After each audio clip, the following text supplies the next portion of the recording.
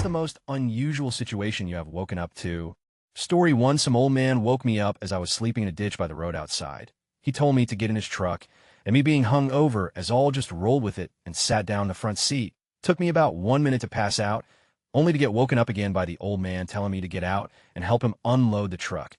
We unloaded a lot of bread into the store, got in the truck again, and then delivered to another place as well. He then asked where I lived and drove me there. Before I got off, he gave me a big loaf of bread and told me I was a good kid. The bread was tasty. Story. Too many years back, I woke up cold, wet, and surrounded by confused and slightly scared children. I sat up and bumped my head on a swing seat that was inconveniently placed directly above my head. I rubbed my sore noggin and found that in addition to the obvious hangover of the recent bump, I also had a large, painful, egg-sized swelling on the back of my head. I glanced around and realized I was in a campsite. Yes, I was here with a friend camping on our way to Scotland. Vague memories of a heavy night drinking in the Sights bar came back.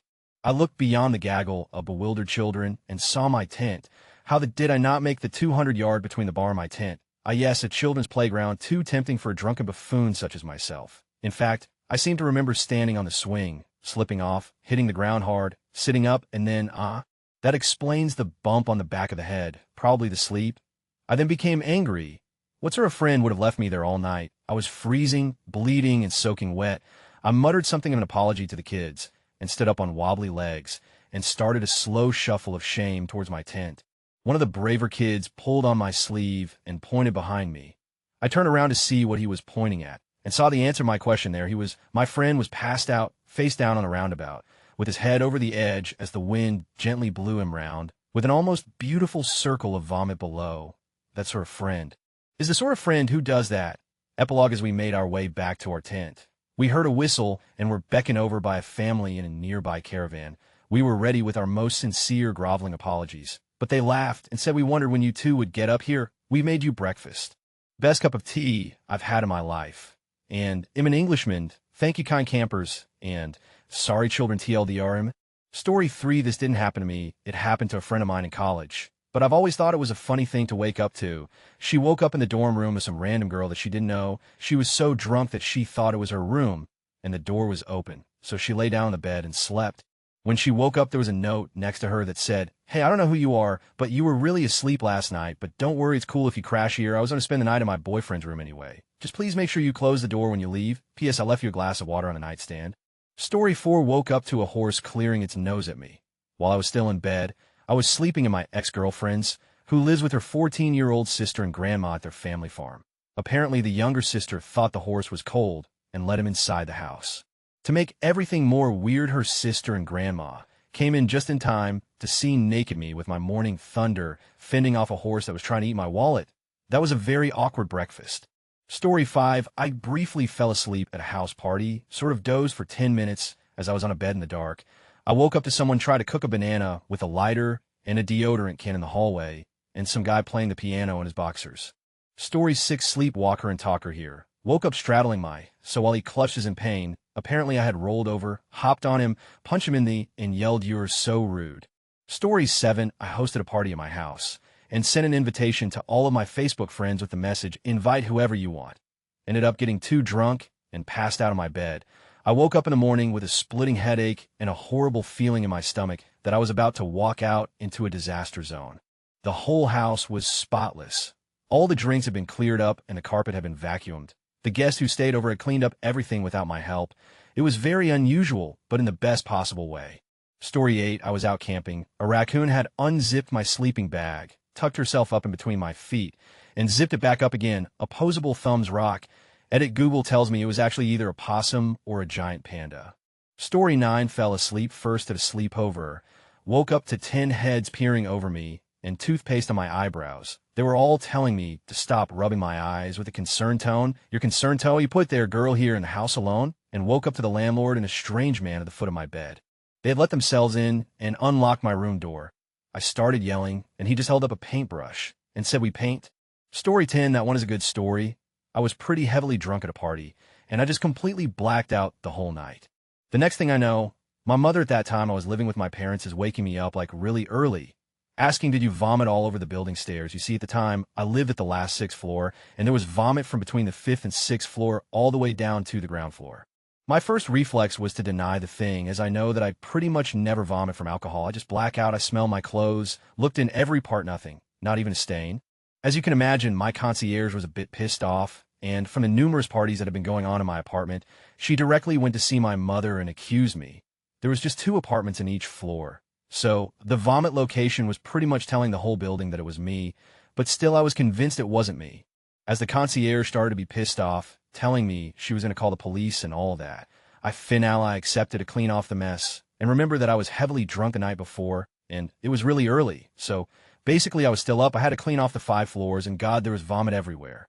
It took me more than 2 hours to deal with this dry that wouldn't go away, the whole time with my neighbors passing, looking at me with despise. I can't express the shame I felt that day. Turns out that it was my neighbor from the 5th floor who did it, a 15-year-old boy that was beginning to drink, and I learned it from someone else who knew him. He never had the guts to tell me. What a TLDR, I had to clean a vomit that had run down a 5-floor stair, and that wasn't even mine, Edit, just for you to know, I don't live there anymore. Story 11, it wasn't me, but I may have created this sort of situation to someone else. I was at my university library with Connect 4. I wanted to go up to strangers, excuse myself for being late, then set up the game while asking yellow or red. A girl was passed out on a couch with a book by her face. I thought it'd be hilarious to try this out. I started setting the game up, and she woke up as I was finishing putting it together. I told her I was sorry for being late, and told her to pick a color. She was pretty thrown off, saying, I don't know what's happening right now. To which she sat up and started playing, probably talked, and played the game for 30 minutes before I moved on. It was a memorable time on my end, and I'm sure ITLL will be a fun story to tell on her end, referring to it as the one time I woke up to a spontaneous game of Connect 4. Story 12, after a night of heavy drinking in college. I woke up and looked over at my roommate's twin bed. I saw his girlfriend, naked on top of the covers. No roommate when she stayed over. They usually slept on the futon in the common room, so it was weird that she was sleeping in our side suite. And where was my roommate? Also, didn't I bring a guy I'm gay home last night? I walk out into the common room and put the whole story together. I brought a guy home, and we passed out on the futon. My roommate and his GF went to the side suite and passed out on his bed. At some point during the night, I get up and go to the bathroom, then head back to my bed in the side suite where I usually sleep. My roommate does the same and heads back to the futon in the common room where he usually sleeps with his girlfriend. This all ends up with my totally straight roommate little spooning with the guy I brought home the night before. The best part was waking him up. Story 13, this goes as unusual and scary when that movie, The Ring, came out. Me and my little sister liked scary movies and decided to watch it without my parents knowing I was 12 and she was 6. I had a super old TV in my room that was my dad's from the 80s, so it was pretty shitty, but I fell asleep watching TV. Woke up in the middle of the night with my TV on static and my little sister standing over me. She had gotten scared in the middle of the night and was coming in to sleep on my floor. Natural reaction. I punched her in the stomach. Felt bad, but still one of the weirdest things Eve ever woken up to. Story 14, one time, I was drinking with coworkers at one of their houses. She held a co-ed Fantasia party, like a Tupperware party for toys. Long story short, I got back out drunk and woke up the next morning in bed with 2 50-ish old women and dildos everywhere. I was 20 at GTFO ASAP. Story 15, fell asleep on the Edinburgh to Glasgow train. Woke up to find a group of 15-year-old schoolgirls sitting in all the table seats around me and stroking my beard. Very odd. Story 16, woke up one morning on a couch, pant down to my ankles, girl asleep with her head on my lap, in the house of a woman who taught our class elementary Spanish in 2nd grade. Story 17, pulled into New Orleans and parked in a nondescript area at 3 a.m. road trip across America for spring break. Woke up hours later with my co-pilot gone and a bazaar going on around my car Datsun 240Z. Literally, a guy selling counterfeit tapes off my hood. Story 18, I was once awoken by a Hispanic construction worker climbing through my window. It was 7 a.m. and he didn't speak English. I assaulted him with my pillow until a friend and my roommate were able to come in and figure out the situation. Ed at the apartment complex was under construction, and on that day, they were replacing windows. Since my roommate worked nights, they were supposed to do her unit last, but they did it first at 7 a.m. He's lucky all I had was a pillow. In hindsight, had I been more presentable and not just wearing an old softball jersey, it would have been a perfect setup for a movie, but I wasn't having any of it. Story 19, apartment building I lived in years ago. Woke up at 3 a.m. and needed to go to the toilet. When I walked by the front door, I looked through the spy whole thing. Don't know why, there was this guy in the large hallway, riding his bike in perfect circles. He was alone, not drunk, it was weird. Story 20, I woke up with my own fist heading towards my chin with no way to stop it. My son was awake in bed next to me and watched me punch myself. I grumbled at him that it hurt. and went back to sleep. Story 21. I woke up in an unknown apartment in Paris with breakfast made and a stranger browsing Facebook on his computer.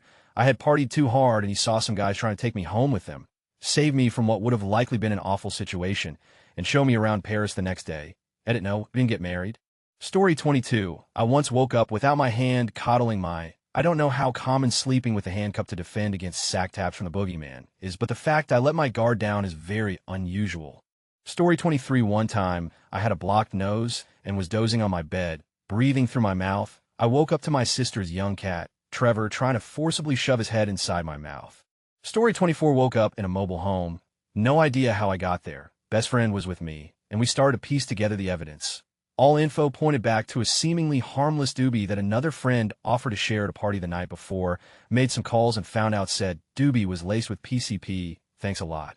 At mention of hard drugs, we begin to freak out. Freak out is magnified exponentially when we exit the mobile home and determine that we are somewhere in Alabama.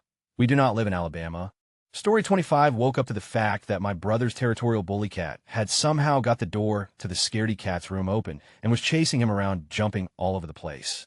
I remember all being in a state of dazed annoyance, dashing across the house, snatching the bully cat out of the air mid-pounce, pulling him out of the room, actually latching the door and getting back in bed.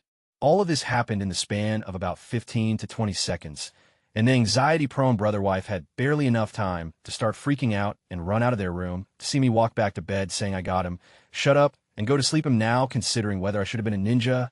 Story 26. Well, I woke up in my house one night, and I knew something was off. There was a light haze in my room, and for a second I thought I was dreaming. I then got up to look around, and saw that smoke was billowing out of the air vent on the floor at the foot of my bed. Oh, goody. 4th grade fire safety class kicked in, so I dropped to the floor, felt my door, realized it was cool, and opened it. Everything was completely normal in the hallway. I walked downstairs and found that the entire ceiling of the first floor was covered with fire and smoke. I was one of the most terrifying and also beautiful things I've ever seen. I snapped out of it, screamed free. My roommate came bolting downstairs. We got out, and about 30 seconds later, the hot water heater exploded. Good times. Edit. Oh, related happy story. I had a hamster at the time, and she was in the little office room at the extreme other end of the hall on the first floor. Before we got out, I seriously considered running down the hall and getting her, but the situation was so dire that I said, sorry, buddy, and got out. When we were able to get back in the next day to try to salvage stuff, I expected to find charred hamster. Nope, she was fine. She lived another 2 years. Story 27. My father invited his girlfriend, who I didn't even know about until then, into the house. It turns out she's my brother's ex who cheated on him and stole $1,000 from him 10 years ago. My mother, of course, just happened to stop by with her own boyfriend on the same day this happened. Shenanigans ensue, and a week later my dad suddenly packs all his bags and flees the country. Story 28. My mom beating the out of me. Literally woke up choking on a tooth. She was an alcoholic, so sometimes as a teen I would drink all her beer before she got home, so she would have none. I got cocked and passed out only to wake up to her punching me so many times in the face. Still have the pillowcase, which is coated in blood. I show it to her as a reminder of what she once was whenever she tries to get on the sauce again. Story 29. In the summer after my junior year in high school, I went to a large Christian religious retreat for teenagers over a weekend, the Steubenville, Louisiana retreat. There were probably over 10,000 kids there, in the age range between 12 and 18. I was pretty religious when I went to the retreat. However, over the course of the weekend, the ministers were hammering God's wrath into us, saying that we should do good things for fear of... My opinion was that we should do good things to be good people, not for an award in the afterlife. So I completely disagreed with their approach to make us holier people. All of that built up to the closing ceremony where the Archbishop held a mass, and there he ramped up the Old Testament vitriol, especially about premarital. I was sick of hearing all of that nonsense, so I took a nap. After some time, I woke up to the most outrageous and incredible scene that I still remember vividly 15 years later. First thing I noticed was the chanting. The entire stadium, full of kids holding hands, was chanting some Christian song on repeat. The same chorus, same notes, over and over again, and this lasted for at least an hour. Then I noticed that the people near me were crying. Literally everybody was crying. I continued to survey my immediate area when I spotted the most bizarre thing that was going on in the stadium. Kids were having seizures, spazzing, and writhing on the floor, while ministers were praying and speaking in tongues over their bodies. During all this, the Archbishop was walking down every aisle on the stadium floor, blessing each seating section and carrying that incense-burning container. I don't know the name of it. When he came by a section, people were yearning for his blessing. It was like they were dying of thirst, and he held the water. My initial reaction was, what the did I get myself into? I didn't know what I should do, so I joined in so that I wouldn't look out of place. While I play along with it, all of my criticisms of their teachings were brewing in my head, and then this scene that I woke up to reminded me of Jonestown. Everyone in the stadium was acting like a cult, but it was deemed okay because it's Christianity. After it was over, I thought long and hard about my faith and the institution of the church. Ironically, going to that Christian retreat made me question my religion, turning me into an atheist. My small Thai father sort of fighting a large man with a swastika tattoo in my backyard. Story 30. I once woke up in the middle of the night and thought I felt someone holding onto my foot, which was sticking out of the covers. I looked over, but didn't see anyone, so I went back to sleep. A little while later, I woke up again with the distinct feeling that someone was touching my foot again. Didn't see anyone. I thought to myself, maybe I should get up and turn on the light, but then I swear I heard this voice say, "There's no use. The light is burned out anyway." In my half-dazed stupor, I accepted that and went back to sleep. When I woke up in the morning, I thought that was weird and reached over to turn on the light. It sparked and made a loud popping sound and burned out. I realized the voice had been right. That's probably the most boring ghost story you've ever heard. Story 31. I female passed out at a fraternity. I woke up alone. Sorry, this is not a story to some guy's cat that had its paws over my nose and mouth. I'm allergic to cats now. I think they're murderous beasts. Story 32. I went to a house party for a friend's older brother. There were a couple of kids around my age who were all vastly too young to drink, but there was a lot of booze and nobody to stop us, so we all ended up pretty smashed. One of my friends suggested going for a walk, and I'm all up for it, but the next thing I know, I'm waking up in their laundry bin, dazed and no idea what time it is with nobody else around. I head downstairs to find someone. I hear movement behind me, and there's this girl at the top of the stairs who we'll call Tracy.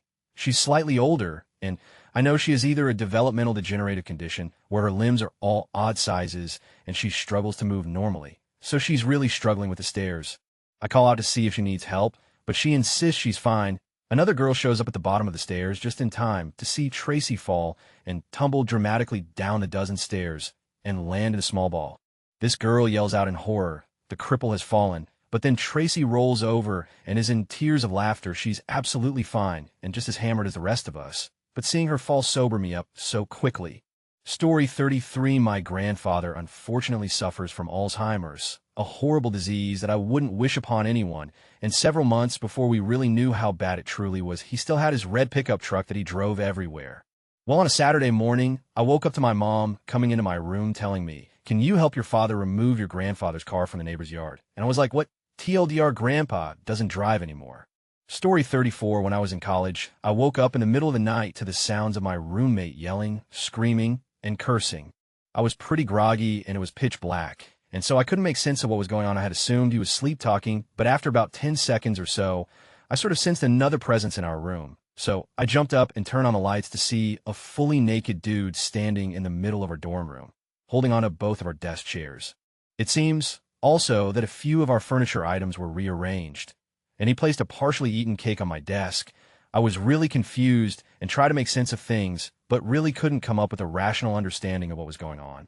My roommate got progressively angrier, and he looked as though he was about to punch the naked dude in the face, so I grabbed him by his shoulders and shoved him out of our room. We then watched him walk all the way down our long hallway, turned down the stairs, and he walked right outside our dorm building, fully naked.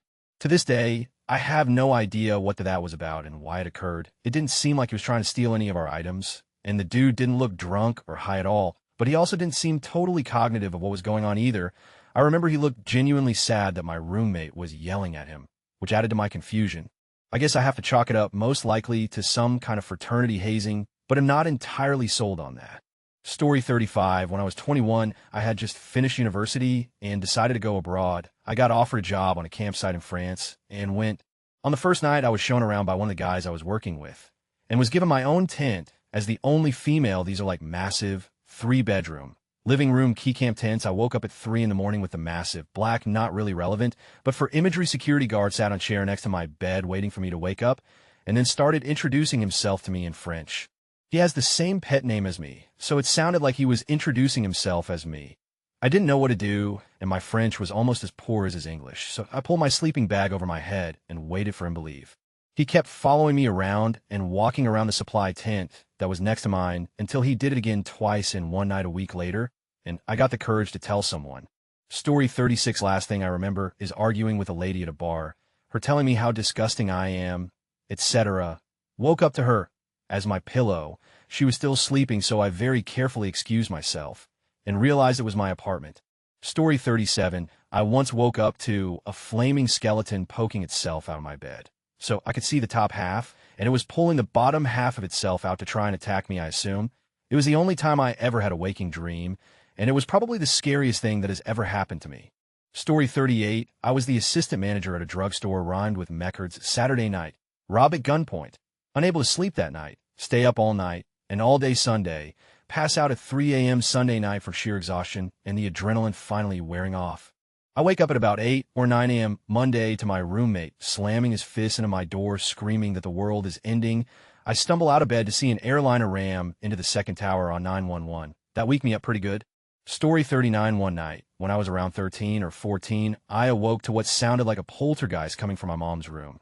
The screams went from soft and quiet to loud and shrieking. By the time they were loud and blood-curdling, I was shitting my pants. I remember running to the kitchen, grabbing a knife, and just as I was about to open her door, I heard her shout "Get out" in the deepest tone of voice I had ever heard come from my mom. With what I assumed was a rush of adrenaline, I ran into the room and saw my mom curled up in bed with tears streaming down her face, but no one else. Once I woke her up, she continued to scream about a man looking through her window. According to her in her dream, it was some guy who just had no features and a blank white face. Apparently, when she saw the man, she tried to scream for help, but he had taken away her ability to scream, which is why her initial cries for help sounded like the zombie apocalypse. I think this was the first time I realized as a kid that adults were capable of having nightmares just as much as children, and for some reason her description of that nightmare stuck with me. You should have seen me the first time I heard of Slender Man. I noped out of that situation as fast as I could. Story 40. About 700 in the morning, I woke up to go to the bathroom, and I noticed the front door of the house started to open.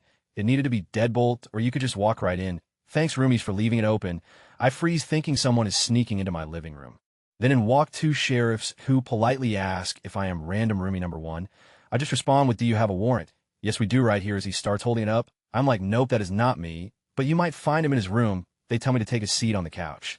Then another sheriff walks in to stand right next to me, looks down at me, laughs, and tells me that a lovely bong you've got there. I just reply back, "It gets the job done." Then they walk into the room of my sleeping and hungover roommate, tell him he is under arrest, get him dressed, and walk him out. I'm still in shock on the couch as the sheriff goes to leave, and he tells me to have a good day. I watched as they drove away, then reached for that lovely contraption, packed it, and fired it up. Thankfully, they never came back. Story 41. Sorry, it may sound irrelevant for some people, but I was playing GTA 5 lately, and once I've changed to Trevor, he was drunk, lying on a beach of a small island with 4 dead botus. Story 42. 4 years ago, the day after St. Patrick's, woke up in soiled pregnancy pants, couldn't find my cloths. Turns out some bag poured a bucket of cold water on me. Apparently, I thought it was a good idea to stripe. Went to bed, woke up to lesbian blowing me. Same bag comes lurking in and lays next to me and tries to force her off my Johnson to start it on him. His girlfriend storms in. Lesbian starts throwing rape word around. Girlfriend starts hitting boyfriend with the handle of a pool stick. Cops get called. Lesbian finishes me off. Story 43. This isn't mine, but my high school boyfriend's bedroom was on the bottom level of a split-level home. His had a window right above his bed that was basically at ground level on the outside of the house, and was sleeping with it open. He had a friend spending the night across the room in another bed. Boyfriend woke up to some enormous furry thing landing on his chest, then running down the length of him, followed shortly by some other enormous furry thing landing directly on his face and skittering down the length of him. Apparently the neighbor's cat, who weighed like 20 pounds, had decided to chase a giant raccoon into his yard, and the raccoon tried to escape by climbing in his window. He was not fully awake and had no idea what the had just happened, and it's too dark to see what has just attacked him, so he starts screaming his head off. The other kid wakes up to his friend screaming and 2 nondescript demons zooming around the bedroom, breaking everything in their path. So these 2 teenage boys are going apeshit. Animals are crashing around and destroying the bedroom, and the parents wake up thinking they're being attacked by axe murderers. The mom calls 911. Dad runs in with a baseball bat. This was like 20 years ago. I'm cringing just saying that, so I don't remember how he finally got them out of the house, but I laugh so hard I'm in tears every time I think about it. Story 44. I woke up in the backseat of a car that was skidding from one side of the New York Thruway to the other side, hitting guardrails and mile markers until we came to a stop, 5 of us, about 22 years old. decided to leave a friend's house in Vermont at 3 a.m. We live in Jersey. If we hit the other side of the road, first we all would have been in a lake. If it happened 2 minutes later, we all would have been crushed by the precession of 18-wheelers that followed us. I also was woken up in the hospital after 45 minutes sleep to find my wife needed an emergency C-section. That was fun too. Story 45, my friend tells me the time he woke up at 5 o'clock a.m. at a house party to me, singing Entry of the Gladiators whilst pedaling backwards on an exercise bike throwing sugar puffs everywhere. Was one of his more surreal experiences. In retrospect, the poor person who had to clean all that up. Story 46, a couple weeks ago, I woke up in someone else's home. In and of itself, not that unusual. No, the unusual part was that nobody was home except me. The unusual part was that I woke up on the countertop in the kitchen. But Alex, you'd say you probably broke into the place in a drunken stupor and passed out like that. Yeah, that's what I thought at first, except I had a pillow under my head and a note on the fridge that said, "Honey, lunch is in the fridge. Love you. Hugs and kisses." And sure enough, there was lunch in the fridge, spaghetti and pesto and fruit salad. I was still drunk hunger and decided to eat it. I wandered around the house for a few minutes trying to find somebody. I figure I banged a really hot chick, and she left for work. Not sure how I wound up on the kitchen counter, but I assumed we had kitchen counter or something. Then it gets really weird. The front door to the house was wide open. So was the back door. I closed both, and then started checking my phone, which thankfully wasn't dead yet. No new numbers, no texts, nothing out of the ordinary. I decided to wait out for someone to come home. Around 2 p.m., there was still no one there. I ate some snacks and headed out when I realized I have no car to get home.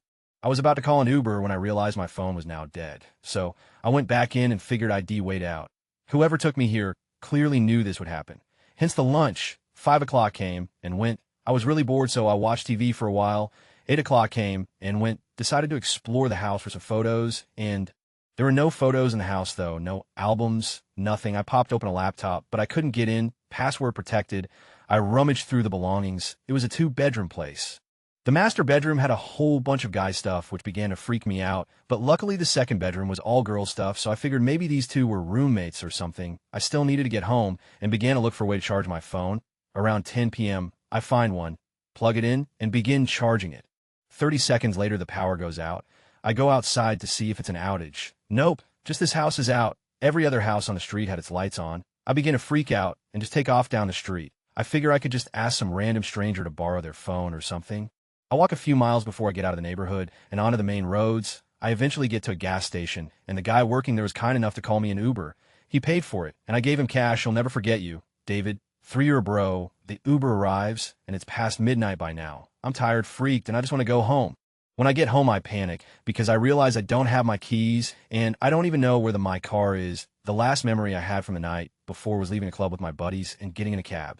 I'm about to cry because I can't enter my apartment when doors unlocked. I was too tired to question anything and went inside and passed the out. I woke up the next morning and walk over to make some breakfast. I see a note on the fridge, though. "Honey, lunch is in the fridge. Love you. Hugs and kisses." I opened the fridge, and sure enough, there's a container with food. I screamed, yelling, "Who the are you? What is going on?" That's when a hand came over my mouth and pulled me back into the embrace of what seemed to be a thick, burly black man with Maurice tattooed on his index finger. He gently whispered into my ear, "Should BBY is okay?" It was the last thing I heard before blacking out. Woke up a few hours later on my own kitchen countertop.